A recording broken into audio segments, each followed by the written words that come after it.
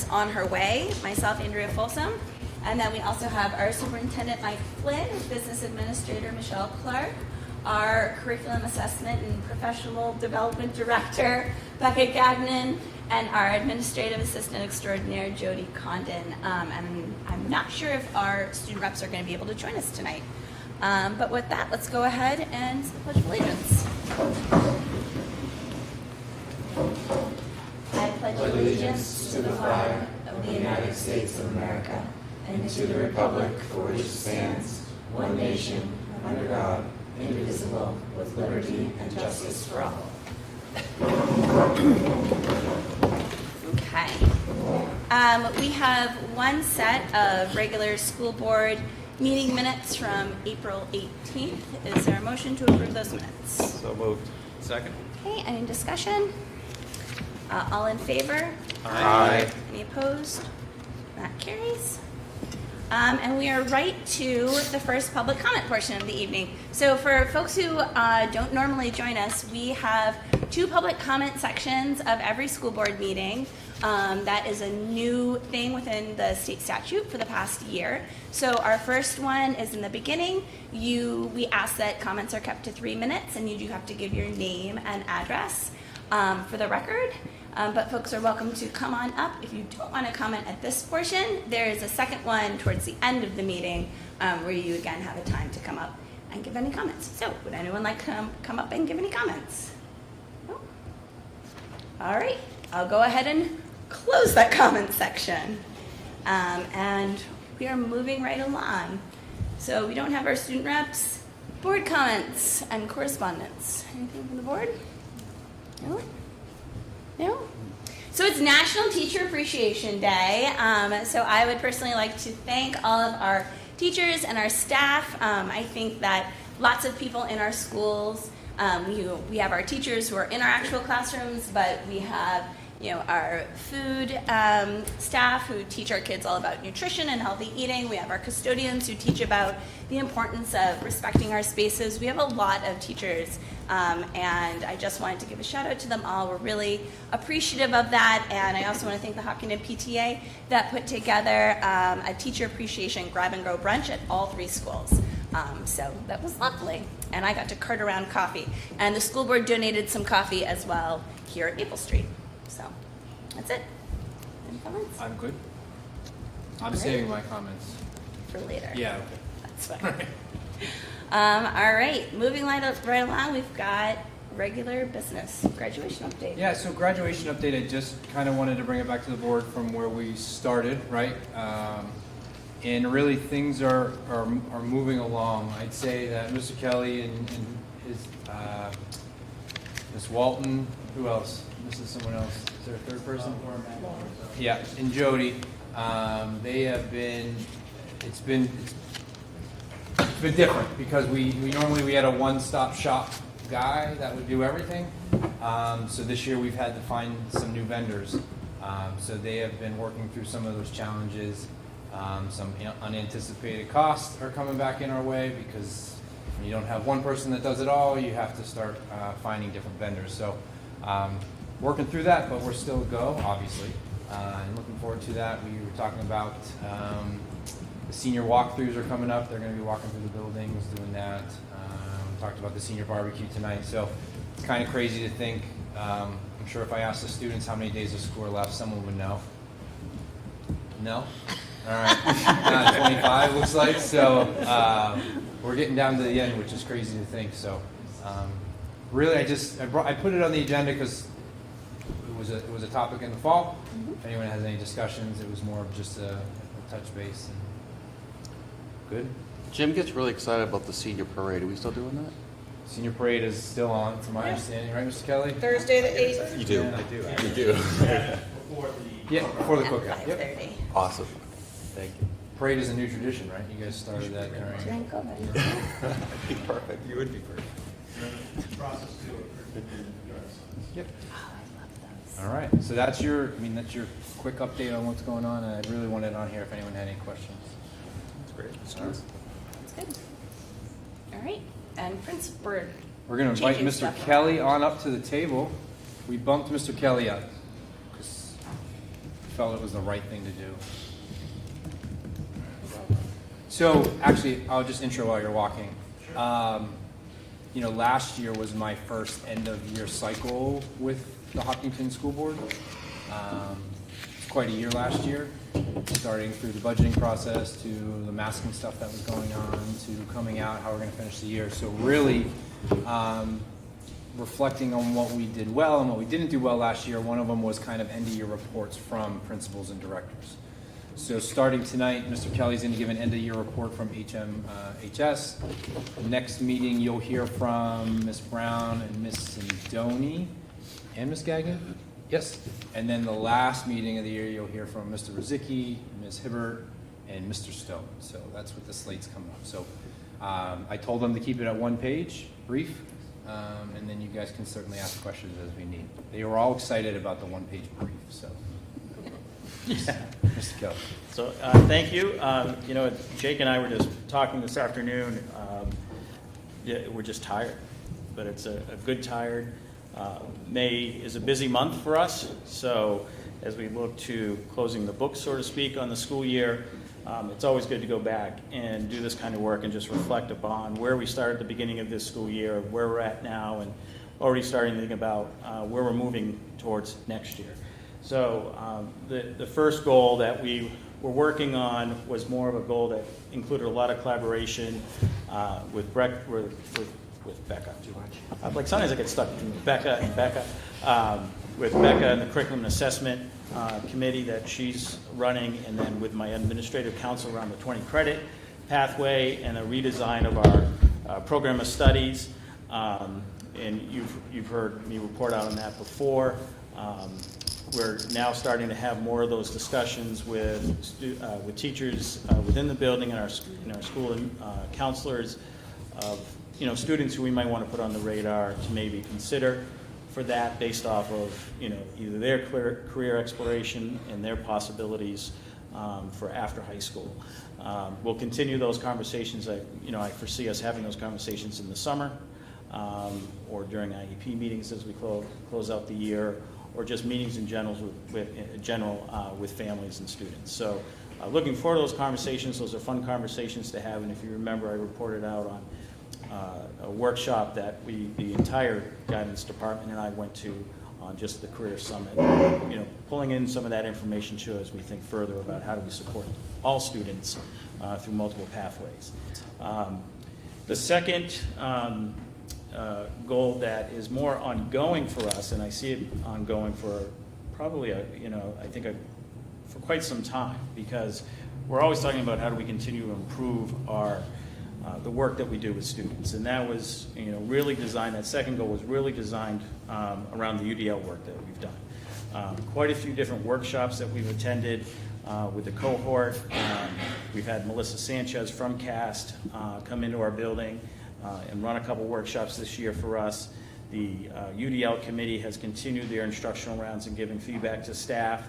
And members that are not on the committee have continued to open their doors, allowing our committee members to go in, look for different barriers. How do we continue to engage students in the instruction that's happening in the classroom? We'll continue to do that work next year with Jeff Merrill helping to lead that charge. And then obviously Jake and I are also involved with that. Sally Olson, I think I reported earlier this year, was also another contributing member of that by leading a faculty meeting around removing barriers to increase engagement in the classroom, which led into a lot of collaboration during that faculty meeting, cross-curricular and cross-grade level with our faculty. I know it's been appreciated. It's come up in our interview process when teachers have been asked by those that are interviewing, what is it that you liked about Hopkinton? What is it that you're doing to increase your engagement with your students? Or, and that UDL work has come up on multiple occasions. So it's about changing the vernacular and the narrative that we have in the school about how we approach our instruction to students. So I really have enjoyed that work. On top of that work, we're continuing to take a look at our work habits and looking at changing that title of work habits to expert learning habits. And what does that look like in being purposeful with how we engage our students? And as I've continued to take a look at what that might look like, I've gone back to our core values and beliefs in that we, I want to use that core values and beliefs that we have as a driving document to some of the decisions that we're making.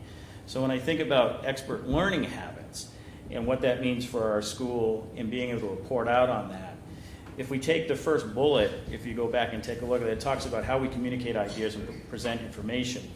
Well, that's about being purposeful and motivated to do it the right way, right? And the instruction comes into how do we do that the right way.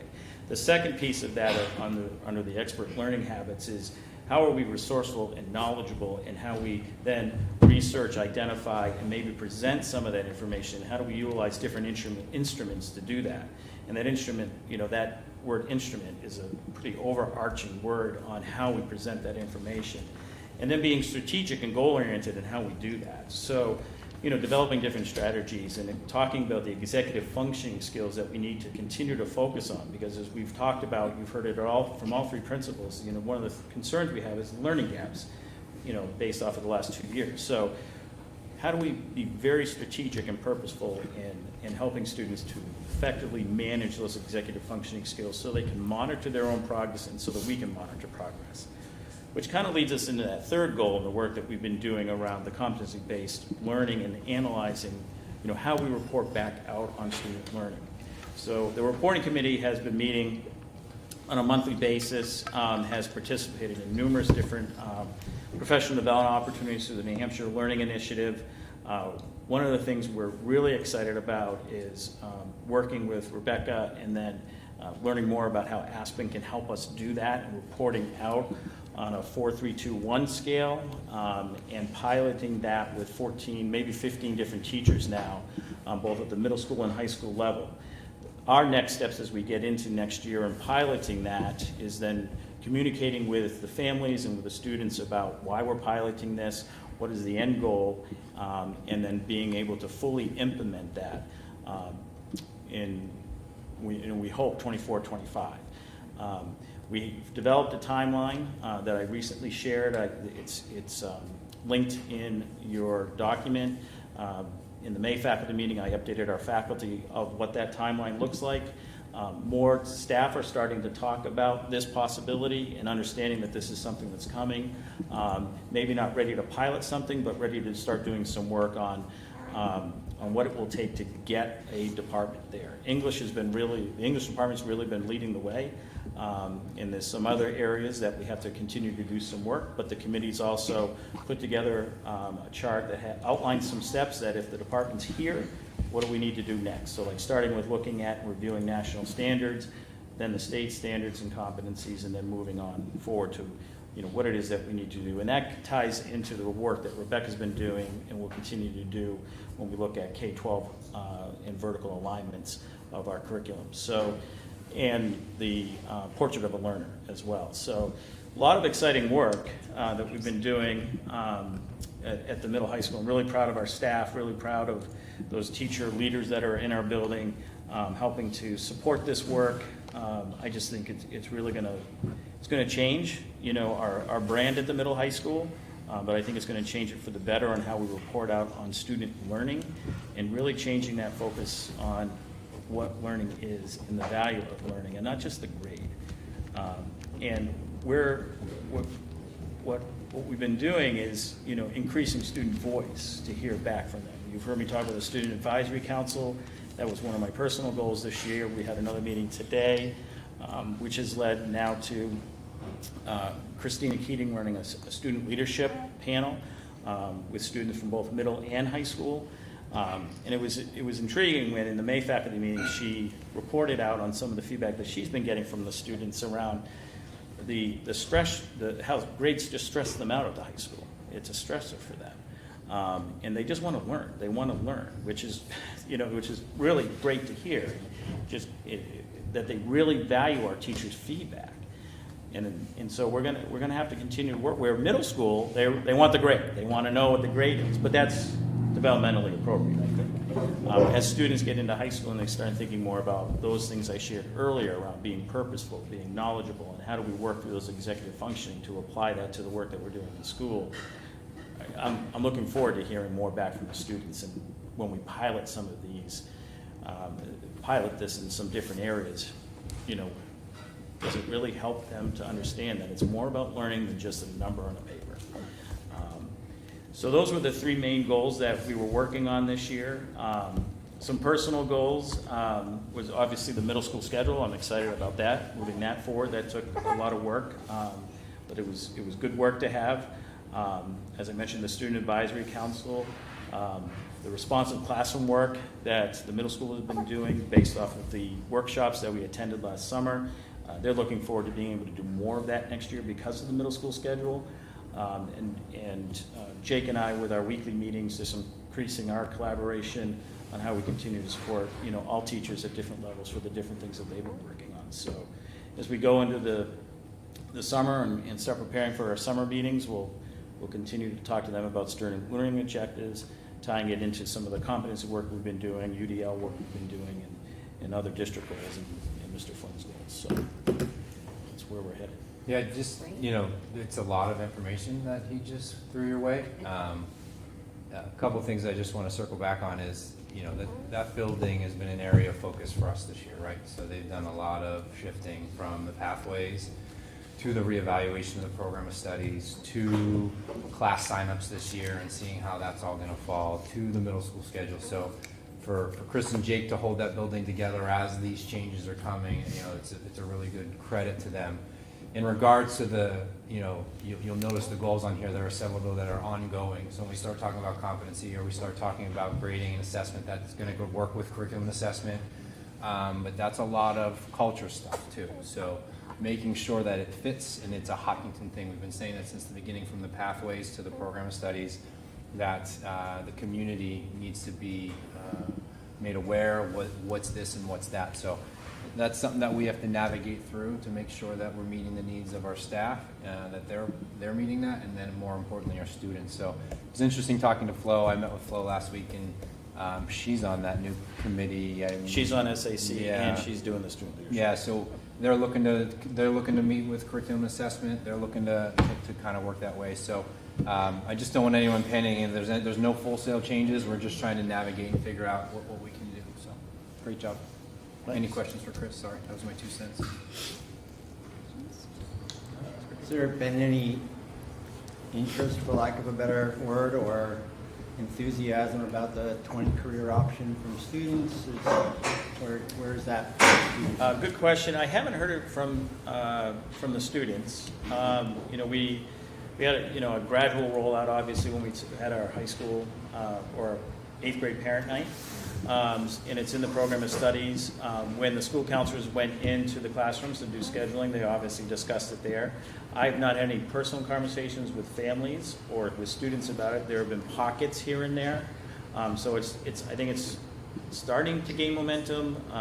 Sometimes the school counselor is like, should I maybe present this to them? And then we'll talk about it. You know, Mrs. Meserve and I had an email exchange today about a homeschool student who's coming into the high school next year, and based off of their profile, is this something? So it's starting conversation, which is good conversation to have to make sure that we're, again, setting the student up for success. My second, we could spend all night on this one, as you know, the competency-based learning and how to report out on it and all of that. I guess my curiosity is, as you're approaching that, is there any thought, consideration to how you transition kids to collegiate expectations versus high school competency-based expectations, which are vastly different? Yeah. Is that in the mix? Yeah, so Jeff Daly has had conversations within his network of director of school guidance. So that's going to be something we'll continue to discuss moving into the summer with admin counseling. I have not dove into that, half of that yet, because I wanted to make sure we could have Aspen work for us. We had the program of studies this year that we were aligning, but that is on my docket to have those conversations, because those will be the conversations we also have to have with parents. So as the summer hits, that's going to be an area that I'll have to focus on. So, That's one of my bigger ones. And then I have shared it with Chris. I lived in my previous district, right? So we have to make sure whatever we're providing isn't setting them up for what higher ed may expect of you. Because if they're a higher ed path, it may not be a higher ed path. And I say that specifically because we did, in my previous district, we eliminated at one point midterms and finals. And the feedback from our students at that point was, I had midterms and finals as a freshman. So we have to navigate that line on making sure they're still prepared on how they're learning, but how they're being assessed. And it's been a topic of conversation even in interviews. Teachers with experience and brand new we've had. So I've interviewed this past week teachers with experience and brand new teachers fresh out of college. And ultimately, the one question that's consistent when we turned it over to them to put us on the spot is, are you competency-based? And so we've had a lot of conversations around where we're at in that process. They've shared what they have seen as benefits to that. One candidate did ask how we communicate. Well, they asked, how do we communicate, that out to them? Like, well, we don't yet, because it's going to also mean the revamping of our transcripts. It's a good question. I think colleges are also looking at it differently too, about how do they look at the transcript. The conversation around finals and midterms is something that comes up frequently with our staff now, because they're like, we got to do this again. I'm like, we're doing this again.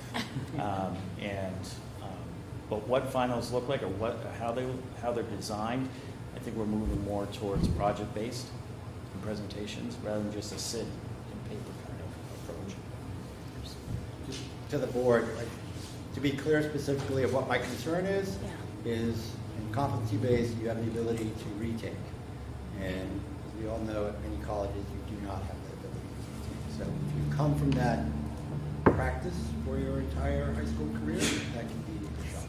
So you should prepare yourself for one and done, pretty much, if you're in that type of... That would be ideal. Yeah, okay. Understand. Okay. Can I ask a question that will sound more, well, it's probably adequately uninformed from my understanding of education, from not being an educator. But doesn't 1, 2, 3, 4 also translate to A, B, C, D? Just a isn't straight that- A? You mean like a 4 just being a straight A? Yeah, whether it's increasing or decreasing, isn't that the exact same representation except it's numerical? No, schools do it differently, in different ways. So there's a great conversion chart that you can put on the back side with an Aspen. Yeah. And so based on the number, we've been talking about this with Rebecca too, and once the numbers are put in there, 1, 2, the number of 4s, the number of 3s, looking at trends, and reporting out on that trend. And then we would have to come up with a great conversion chart on the backside to say, okay, what does a 3.5 equate to, or 2.6 equate to, depending on the trend. So there's some work on that backside that we still have to do as well. I've been collecting different grade conversion charts on the backside for us to consider and take a look at. But we have not said that a 4 is strictly going to be an A. And that's where I'll go back to, it'll turn into a Hopkinton thing, because it's not a straight correlation. It's not a 4 equals an A. So it's not like the old school, I have a 4.0 GPA? Nope. No, I mean, if we were, at one point in time, we had talked about like an ABC not yet kind of model. But we're looking at the 4-3-2-1. Now you're hearing how in-depth this work will be. Yeah. And that it takes time to find, because in this community, I'm sure there will be, a lot of our students go higher ed. Right. So we have to make sure that we're providing opportunity for all of them. So the one, I'll point to Rob, but where teachers can get hung up on is just, if it's been so traditional for so long, what does an 88 correlate to when you're living in both worlds? So Right. we have to navigate that as a community. That is a community on if we're going that way and what it'll look like. I know several districts, I said this to Chris, that have lived in both worlds, part competency, part tradition. So, this assessment is 1 through 100, or this one is, competency, as we're trying to show you the different types of learning. There's a lot. I mean, this is not a flip of a switch. This is Right. really big work. They've been undertaking for multiple years. So. Okay. And the timeline that we have, I explained to the faculty, it's a very flexible timeline. it's a lofty goal, I think, to say that by 24, 25, we'll be there.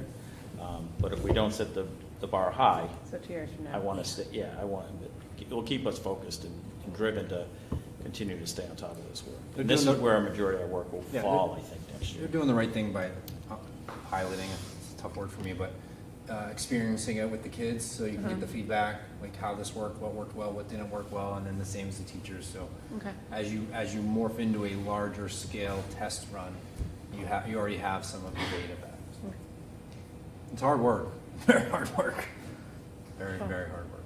I think, I'm going to keep jumping in here. To your question, I think there are models that play out exactly as you stated, but there are other models that you, like there are models that you would say a 4, you know, you can see people who do that, and I think that's part of what they want to do differently in terms of adding the value in there and how it's weighted. I don't know where it's going, but Okay. there are certainly, I mean, I know I've looked at those models where it says 4, and you look at the condition and you say, well, that seems very similar to what it would take to get an A in this course. So, Okay. it's Yeah, and that's where, I mean, that's where the community and the student involvement comes into play. Yeah. Because you have to take in, you have to get their input. and Right. To make a decision, as Mike's alluded to, of what's the right fit for Hopkinton High School. Okay. That's really interesting. Thank you, Chris, for your Yeah. update. Thank Any you. other questions? No, it's great. Thanks. Thank you. Hang in there, man. Yeah. Good luck. And feel free to not join us for the rest of the meeting. We'll try and catch us out this game. The universal design for one. All right. All right, moving along. So next up, we have the second read of the class size policy.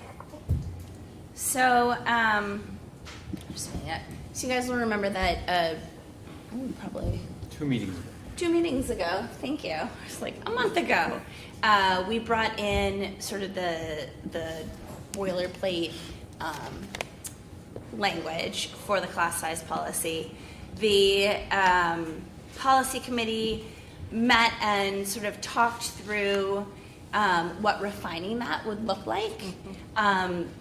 Based a little bit more around, well, it took into consideration some additional policies that other districts have, and then looking at our historical data and really kind of the other aim of this was trying to keep it based on school as well as grade levels.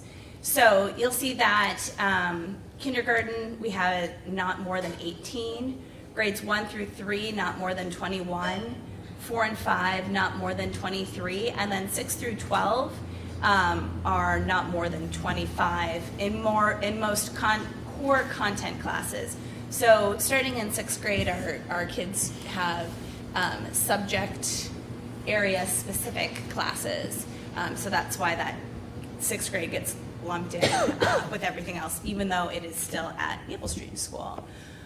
The other point that is in here is when, I have to change some of this wording, so it should read, when core content class sizes fall below 15 students or exceed the previous guidelines, basically that just warrants a conversation. So looking at all available options and recommendations and sort of going from there. So this is the second read of this, and it is open for discussion. Can I add a couple points? Please. Another point the policy committee took back was the feedback from the board last meeting, kind of being a little bit more hard on a number rather Yes. than fluctuating. The second thing is this was presented to leadership. And leadership, there was actually a previous draft to this in which the buildings weren't essentially aligned, and that was the feedback, was if we can align a little bit more. The interesting one that came out of leadership today is that 25, which might be the most uncomfortable number that we've seen. And just in historical perspective, I think today at leadership it said there's been the largest graduating class in Chris's time here has been 90. So that 25 wouldn't even come close. It'd be 22 and a half if you can half a kid. So those numbers for the principals all felt really comfortable. And again, if you're looking in the public folder as well as the previous presentation, if you're looking at that data, the chances of us ever reaching those max numbers are not as frequent as people may think. So that's just my 2 cents. It's my new line tonight. That's my 2 cents. My 2 cents. So, these numbers were compared to like other districts, like we talked about in the last meeting. Are we more or less than the other districts that you see in the enrollment? Could you give me a couple So, schools so the community? You can see, and this is That in one. the public folder as well. Okay. We included this in both. We've got Bow. So for example, our kindergarten aim is higher than Concord. Yep. It's in line with Bow and Hampstead. Our first and second grade number is lower than Bow, equal to Concord, higher than Hampstead. Our third grade is again lower than Bow, equal to Concord, and lower than Hampstead.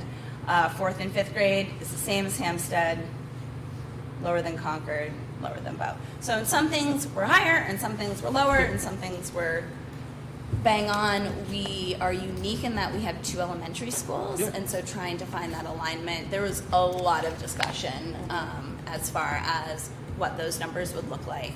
So, yeah. Thanks, this looks good. Just a clarifying question. So the change that, Andrea, you had suggested, the core content classes, so that 15 reflects to the grades 6 through 12. Yeah. Okay. Yeah, but that makes sense. I had previously put in academic class, Yeah. but that's way too vague since all of our classes are academic. So specifically looking at core content, so something like a band or chorus is obviously going to exceed these things. Yeah. And the conversation will be, that's great, let's have more band and chorus people.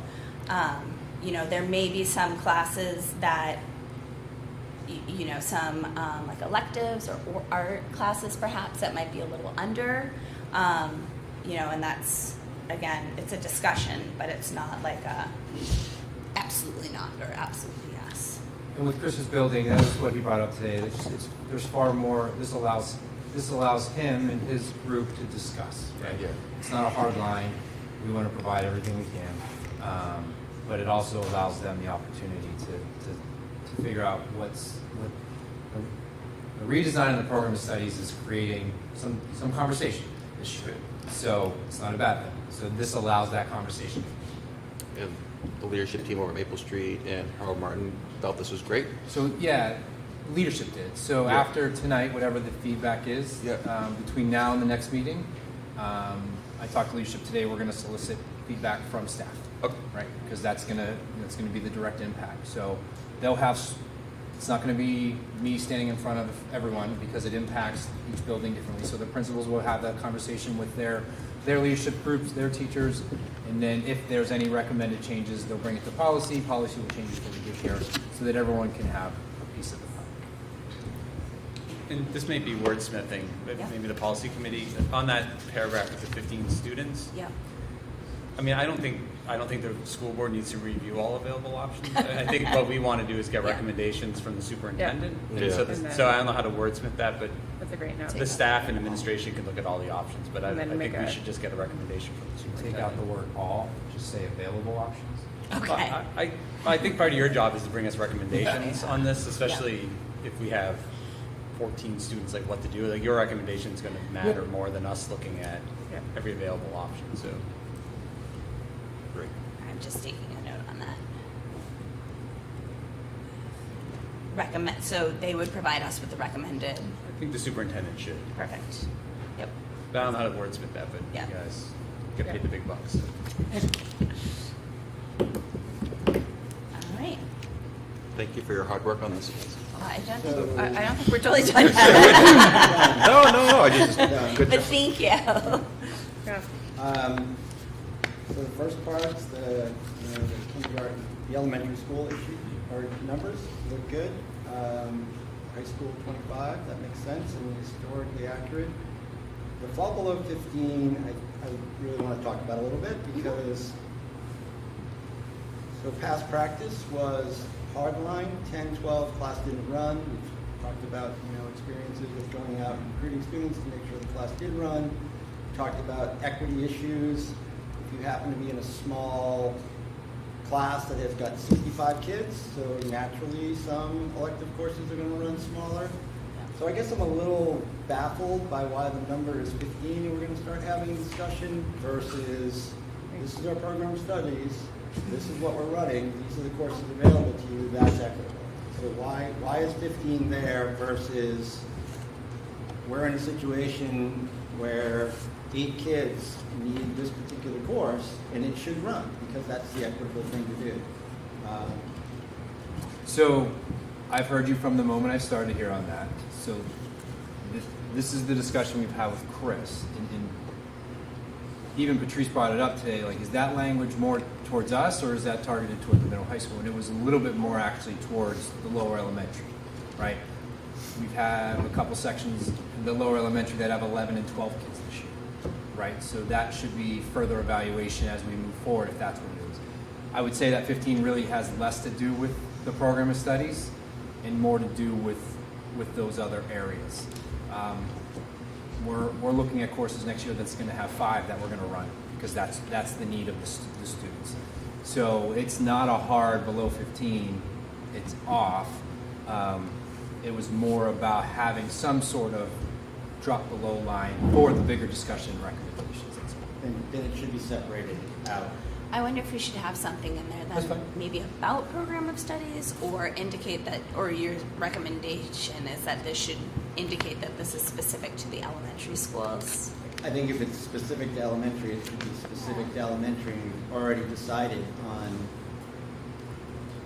how a program of study should be executed to create equitable opportunities for students. I guess I'm confused. I thought I asked a question if that 15 had to do with the core content classes. That was 6 to 12, and I heard it was yes, but now So- it's Yeah, I thought not. it was, It's for yeah. the elementary Confused, schools. too. So The reason we wordsmithed core Yep. is because our discussion got into 6th grade being core driven. So, and then when I think of core sections at the middle high school, it's your math, ELA. That's why we were actually, this was a big discussion around Yeah. electives. Yeah. So we were just trying to find the appropriate wording. So is the 15 students, so I guess I want to make sure, so if we had a first grade class that was 14, does this apply, or does this apply to the high Yes, school sorry, class that has you 8? said 6 through 12, my brain said K through 12, and Okay. I said, Yeah. yes, this is for everyone. Okay. So I apologize. Oh, it's okay. That's on me, but the intent is for, like, district-wide. This block applies district-wide. District-wide, okay. Was the intent. So 15 is district-wide from K to, From K all the way up. okay. Yeah. Then that needs to be clarified. Yes. Yeah. I see. It was a big discussion on policy and trying to navigate when, and I like what you brought forward with recommendations, when do I come here and say, hey, listen, we have 14, 14, 14, 14, we should keep it at 14, 14, 14, right? That's what's best for the kids. But I'm not going to come to you and say, course signups, there was only 4. That's the determination we're going to make. But as you said, I like how you used it. What was the movie you used?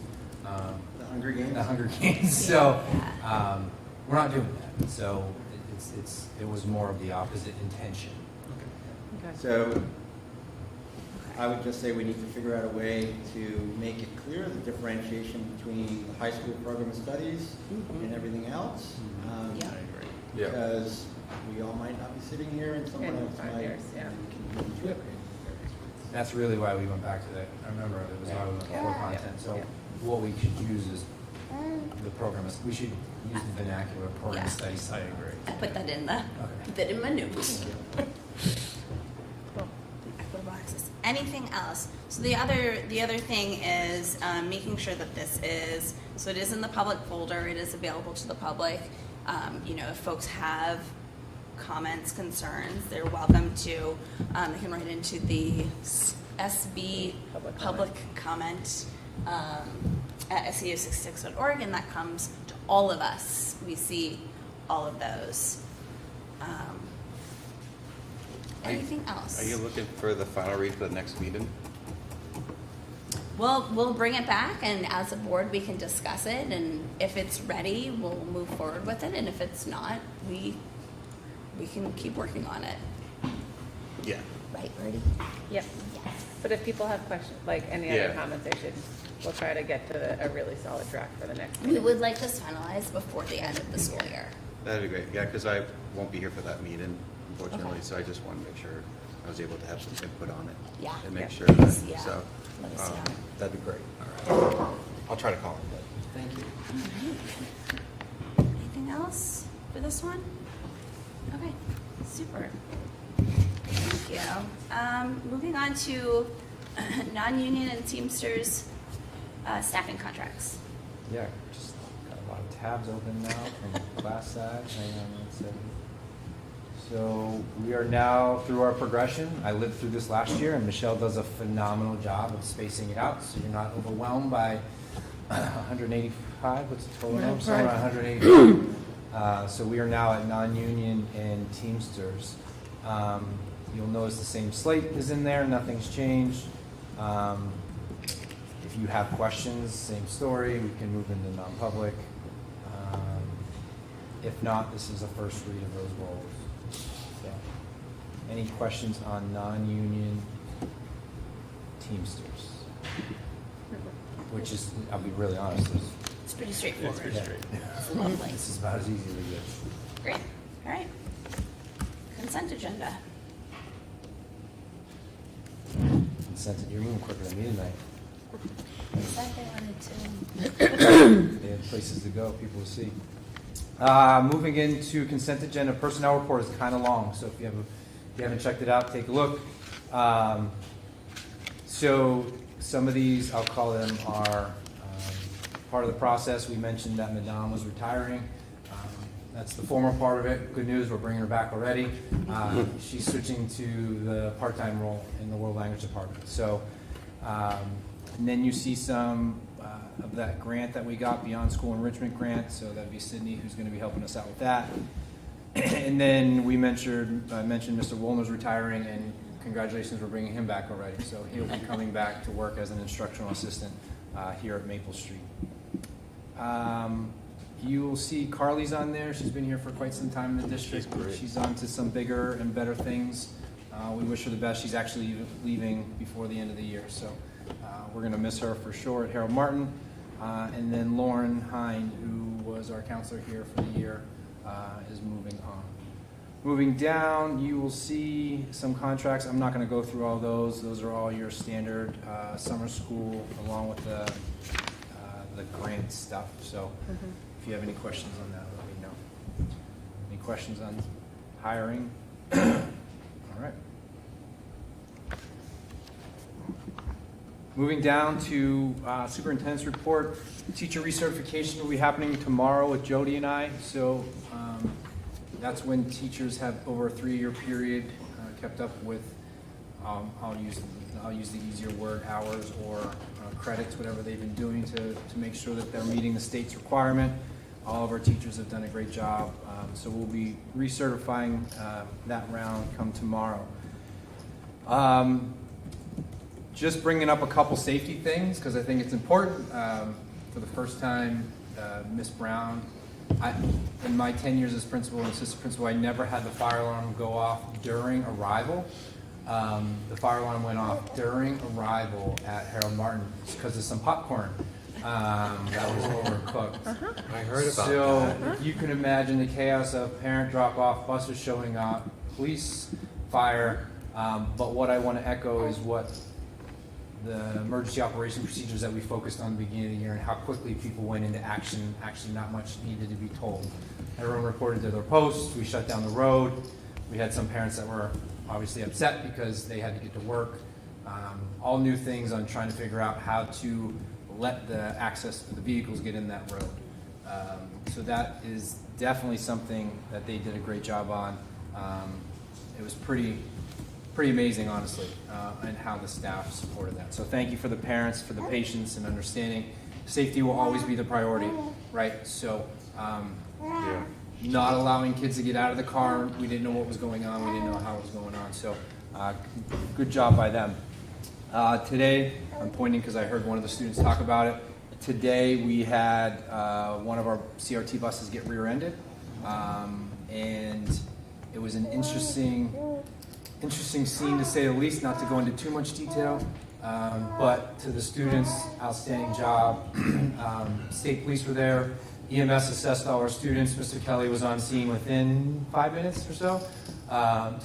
20 minutes? Felt like 5. So he was there.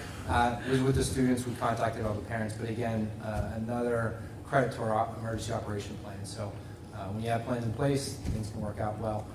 So nice job by Mr. Kelly and Ms. Brown. Printer update. If you remember last year, we entered into an agreement to upgrade all our infrastructure for printing. We got our report back on Friday. We're about $4,000 under projected. So we'll have a well, as of right now, $4,000 savings on the year. Remember, so we upgraded all of our infrastructure.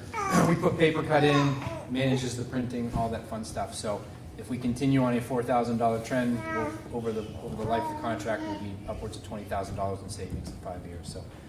You got some breathing room, Michelle. Don't change it. You're doing so good. Energy Week was last week in New Hampshire. I don't know how many people were aware, but we were nominated as a municipality for the work that we've done. We did not win, but we were recognized and we were invited. We had representatives there from our district. I know, right? He's excited about energy. Great. But it's also a testament to Mr. Rizicki and Dulcie and the work that you guys have been doing. I agree. Where I started last year and where we are this year it's actually unimaginable how far we've come and the thought of where we're going. So great job to Mr. Rizicki and Dulcie and Flo and that whole, I don't know all their names, but I'm sure that they got some powerful stuff. So I agree. Fire inspections, we had ours, and I'll say it's another where we were to where we are. Chief Yale came and walked the buildings and said how far we've come in the short time that Mr. Rizicki has been here, but last year. So the stuff that's on our list is very minimal compared to where we were. So great job by everyone on that. Our retirement party is official. It will be May 30th. May 30th, thank you. I was messing it up earlier, that's why. May 30th, and it is also forensics night. So the retirement party is going to go 3:30 to 5:30, followed by the forensics competition. So we're getting it all in there, but we have Madame, we have Mr. Woolner and Mrs. Minatelli that are going to be attending, but Lori Alberton is unable to attend, but we'll certainly be celebrating her as well. So come mark your calendars for that. If anyone would like to go, you can contact Jody. 3:30? 3:30. Where is it located? Same place? Same place. Barnable Meadow. Barnacle Meadow. Just put it in my calendar because I'm forgetful. And then last is actually my comment on teacher appreciation.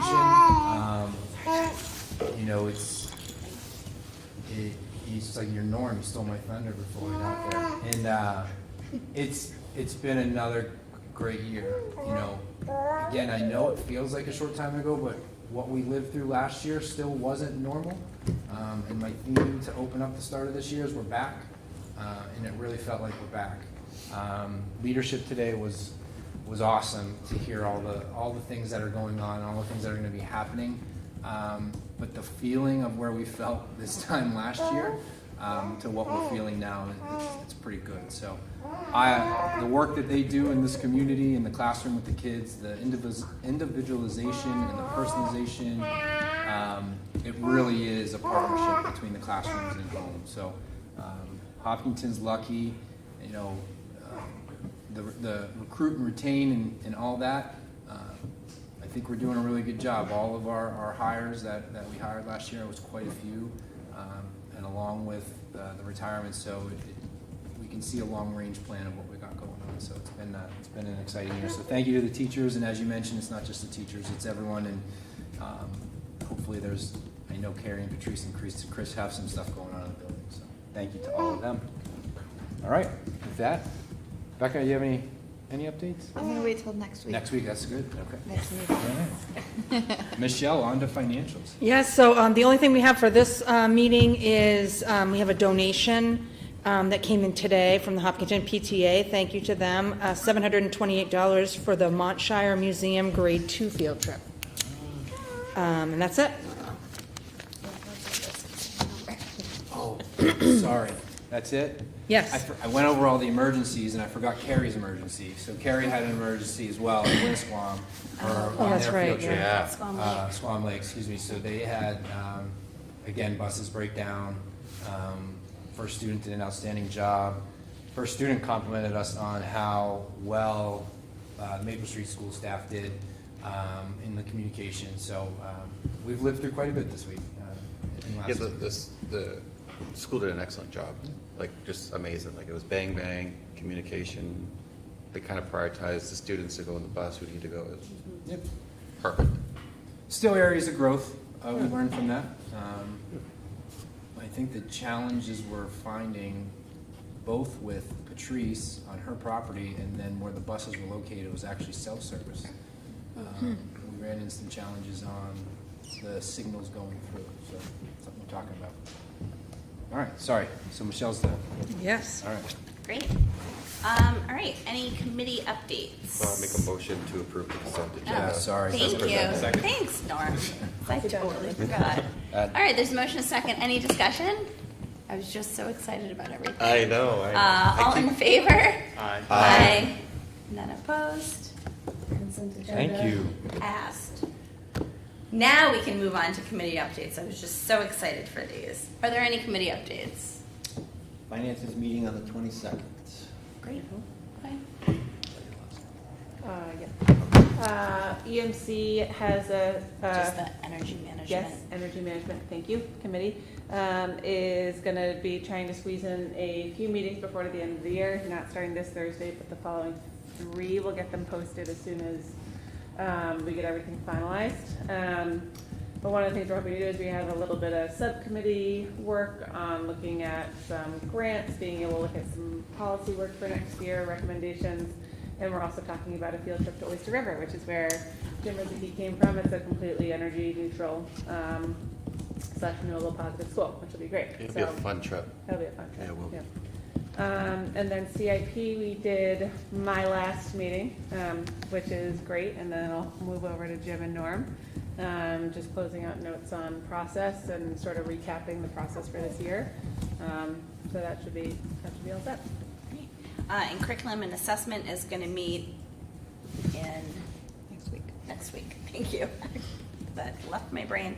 And the policy committee, we have continued to struggle with the outage of the policy bank that the New Hampshire School Board Association provides, which really all districts in the state rely on for some, at least it's where you start with boilerplate. So we'll be meeting again to talk about the class size policy, but I don't anticipate us doing any additional policy work for the duration of this year. Anything else? Good. All right. So as promised, we've come to our second public comment portion of the evening. If you have any comments, you're welcome to come on up. Please keep your comments to around 3 minutes at max, and we just need your name and address for the record. You're welcome to come on up.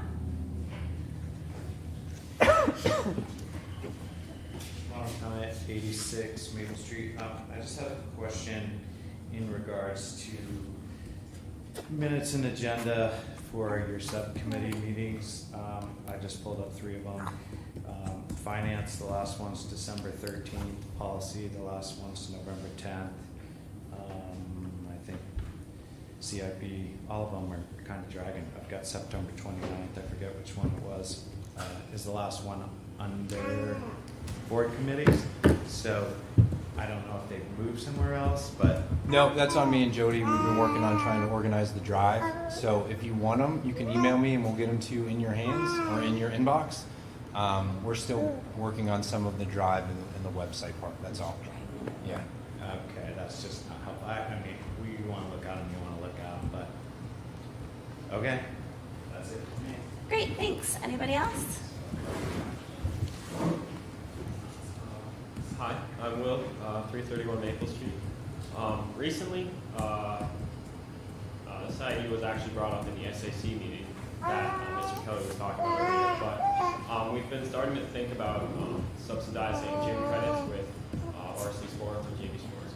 We haven't quite decided on that yet, but I will be meeting in 2 days with a representative from Concord who knows a bit more about that because they have done that, and I was just wondering if you guys had any questions, ideas, just stuff that I don't already know about to ask them.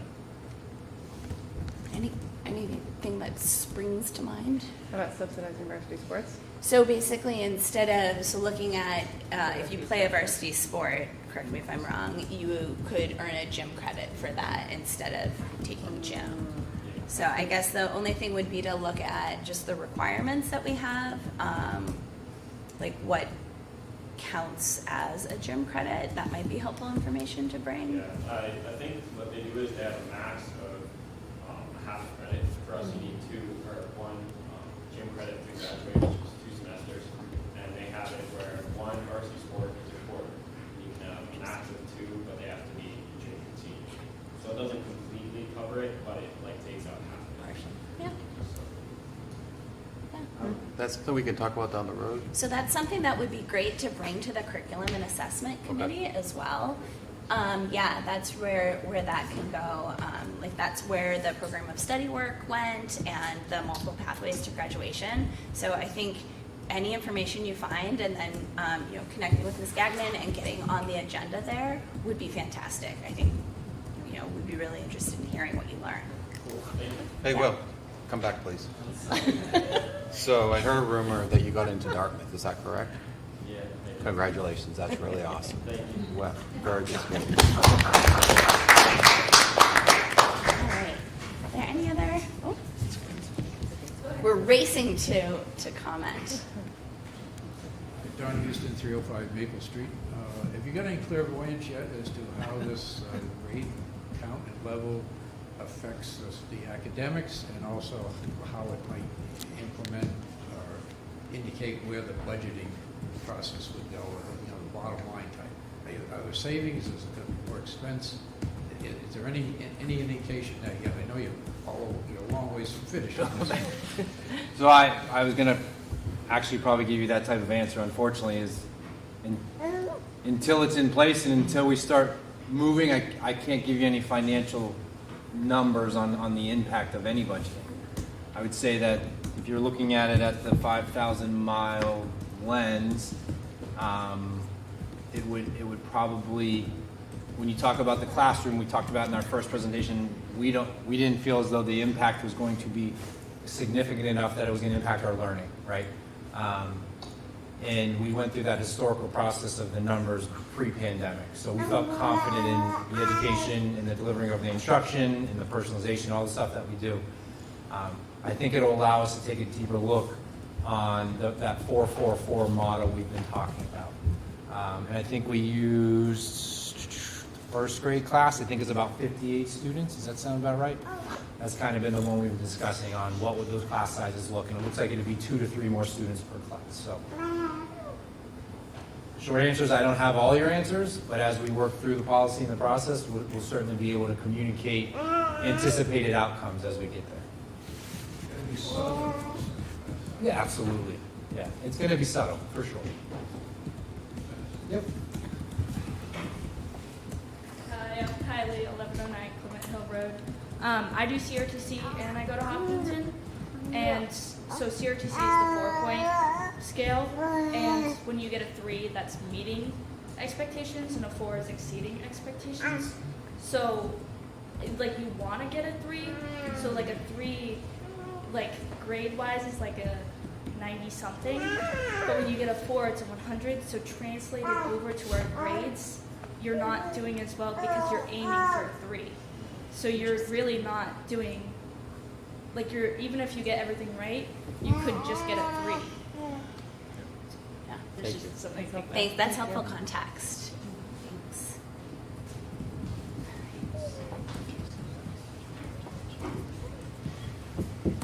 Clement, 86 Maple Street again. On the point of varsity sports counting as a gym. I also would, in those discussions, think that if someone was taking rowing or karate or some other things that aren't varsity sports, they should be considered part of that.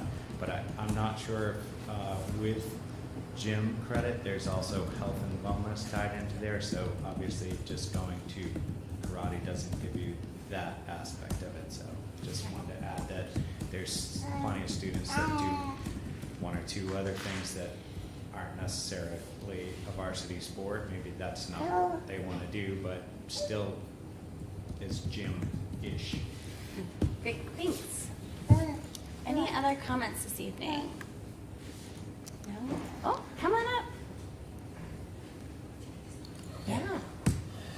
Debbie Norris, 74 Autumn Ridge Road. I just wanted to say thank you for working through the process of the policy for class size. I think it's important, and I think in the long run, the community members that are here and those coming in, it's going to make a big statement that this is what we stand for.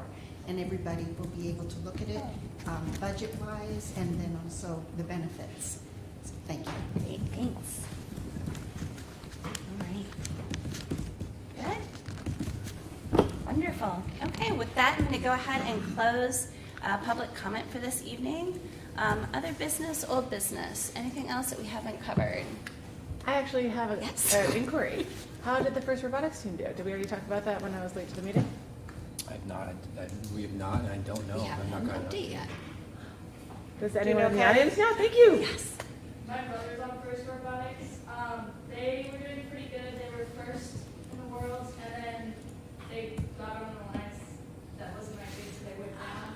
And then they ended up being like 14th, and then they did get picked for an alliance. But they did really good. Yeah, and they were in Texas, right? In Yeah. Houston. That's awesome. Thank you. Awesome. Cool. Well, good. What a wild ride. And I have to ask about the float. I've been staring at the whole meeting. What's, Just never know. You never know. Our audience members can come exactly how they are. All right, so with that, we are going to, there is a need for a non-public this evening. What? If she can't get shot, if she's, she can't get out. She can't So get some out. things we also don't She has discuss a at board Yeah. meetings. Yeah. Luckily, it's not a board thing. So there is a need for a non-public this evening. So is there a motion to, and after non-public, we will be coming out and not doing any further business. So is there a motion to enter into non-public under RSA 91A:3, 2A for personnel and C for reputation? so moved. Second. Okay, any discussion? Roll call vote? Yes. Yes, please. Yes. Yes. Yes, that's it. Thank you.